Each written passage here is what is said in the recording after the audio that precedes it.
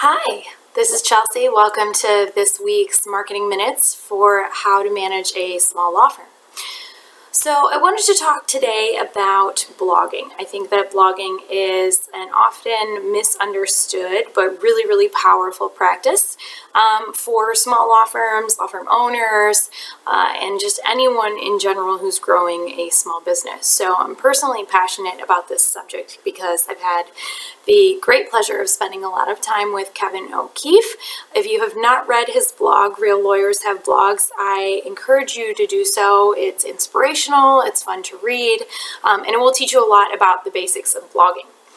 But the point that I want to make today is that blogging is misunderstood because a lot of people put a ton of time into a particular post or into an article or anything that they're working on, and they put it out into the world and maybe share it on Facebook or Twitter, and for the first 24 hours they ride this high of people sharing and everybody getting excited about it, and then it kind of dissipates, and over time you lose a lot of that momentum. And so what's misunderstood about blogging is that it's actually creating assets. So in the marketing world, or in the scope of your marketing plan, the content pieces that you create, whether that is an ebook or a blog post or a video or anything else, is actually an asset that can be used in a variety of mediums over and over again over a period of time.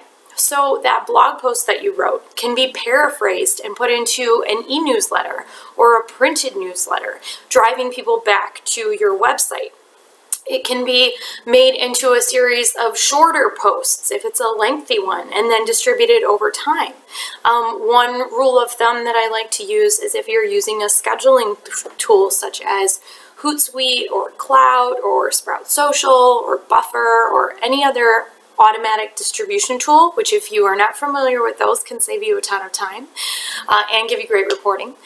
You schedule the blog post to go out not only on the day that you write it, but then again 60 days later, again 90 days later.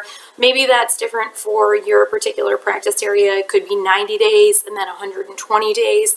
As long as that content isn't tied to a specific event, as long as it's educational or valuable in nature, you can reuse that content over and over throughout the course of the year, because the audience that you have today is not the audience that you're going to have tomorrow, and not the audience that you're going to have 6 months or a year from now. So think about that as far as the effort that you put in and the time that you put into a blog. Not only is it building your reputation, but it's also establishing you as a subject matter expert, where if media were to need someone who spoke specifically or was uniquely familiar with a very particular subject, such as a specialty within an area of law or a niche within a certain area of law, finding you gets a lot easier by having a blog. And this is a lot of what Kevin O'Keefe shares in his material, and how so many of the lawyers or firms that he has worked with have become or seen success or gotten new clients because they decided to blog about what they were passionate about, or blog about this particular niche that they serve within a particular practice area. So I am very excited to share that my own personal blog will be launching very soon. You'll see that come out from me. But in the meantime, take this as words of advice. Go start your blog. It's an incredible creative outlet. It's incredibly rewarding to share what you have and this knowledge that you've garnered over the years with the world. There are people out there that would love to read it. And then don't let that valuable asset get stale and grow moss. Take it and use it for a variety of mediums over and over again. Thanks so much. Talk to you next week.